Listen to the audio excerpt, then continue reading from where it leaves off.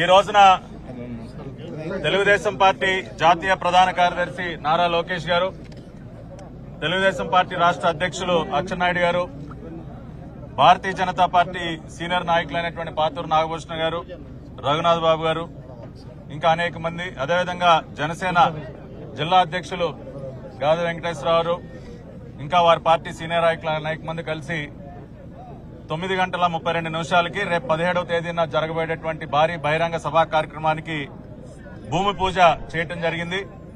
ఈ రోజు నుంచి దాదాపుగా 13 కమిటీలని వేయటం జరిగింది.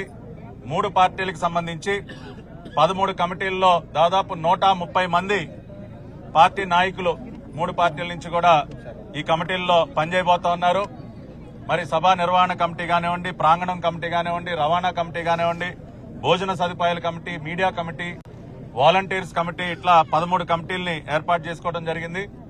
వీరందరూ కూడా ఈ రోజు నుంచి మొదలుకొని రేపు సభా కార్యక్రమం పూర్తయ్యే వరకు కూడా ఇక్కడే ఉండి పనిచేయబోతా ఉన్నారు.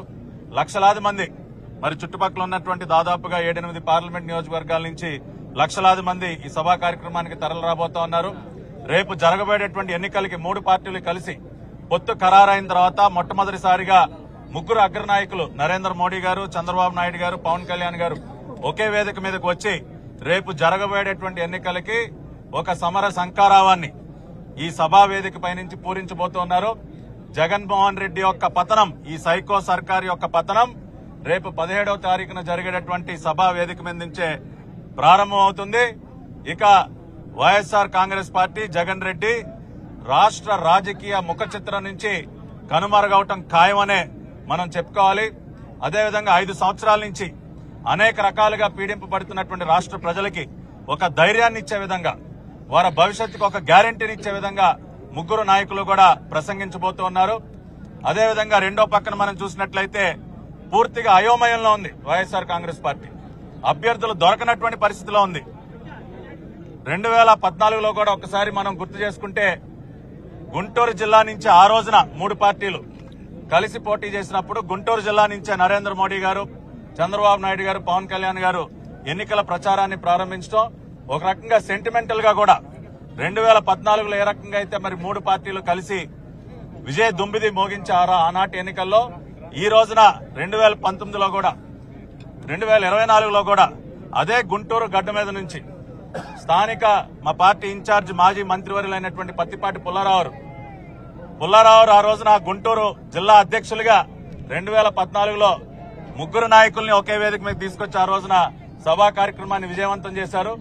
ఈ రోజున మళ్లీ పుల్లారావు నియోజకవర్గంలోనే మరి వారు ఉండగానే అదే సభా వేదిక మీద నుంచి 3 నాయకులు కూడా ఈ రకంగా కలవటం, ఎన్నికల సమర సంకారాన్ని పూరించడం అనేది ఒక మంచి శుభ పరిణామం.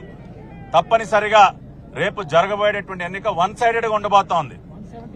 రెండో పక్కన మనం నిన్ననే చూసాం, చిలకలూరుపేట కలెక్షన్ క్వీన్ ఒకళ్ళ దగ్గర 7 కోట్లు, ఇంకొకళ్ళ దగ్గర ఒక 6 కోట్లు, అభ్యర్థులను ఇప్పుడు 3వసారి మార్చారు. అంటే వైఎస్ఆర్ కాంగ్రెస్ పార్టీ పరిస్థితి ఎంత దయనీయంగా ఉందో దీనిని బట్టి అర్థం చేసుకోవచ్చు. ఒకే నియోజకవర్గంలో 1కి 2 సార్లు 3 సార్లు అభ్యర్థులని మార్చుకోవాల్సినటువంటి దయనీయమైనటువంటి పరిస్థితికి ఇవాళ వైఎస్ఆర్ కాంగ్రెస్ పార్టీ చేరుకుంది. ఆ పార్టీ బీఫారం అడిగేవాళ్లు కూడా ఈ రోజున లేనటువంటి పరిస్థితి. వైనాట్ 175 విర్రవీగినటువంటి జగన్మోహన్ రెడ్డికి ఇవాళ వైనాట్ పులివెందల అని చెప్పి ఇవాళ రాష్ట్ర ప్రజలందరూ కూడా సవాల్ చేస్తా ఉన్నారు. కాబట్టి జగన్ రెడ్డి, నీ కథ మొత్తం కూడా అంతమయ్యేటటువంటి పరిస్థితి. 5 సంవత్సరాలుగా ఒక సైకోలాగా తయారై ఏ రకంగా రాష్ట్ర ప్రజలు అనేక ఇబ్బందులు పాలు చేశావో, ఇవాళ వాళ్లకి మన భారత రాజ్యాంగం అందించినటువంటి అతి పవర్ఫుల్ బటన్, నీలాగా ఉత్తుత్తి బటన్ కాదది, భారత రాజ్యాంగం కల్పించినటువంటి అత్యంత పొదునైనటువంటి పవర్ఫుల్ బటన్ ని రాష్ట్ర ప్రజలు నొక్కబోతా ఉన్నారు. ఆ బటన్ ద్వారానే నిన్ను విసిరి బంగాళాఖాతంలో కూడా విసిరైపోతా ఉన్నారు జగన్మోహన్ రెడ్డి.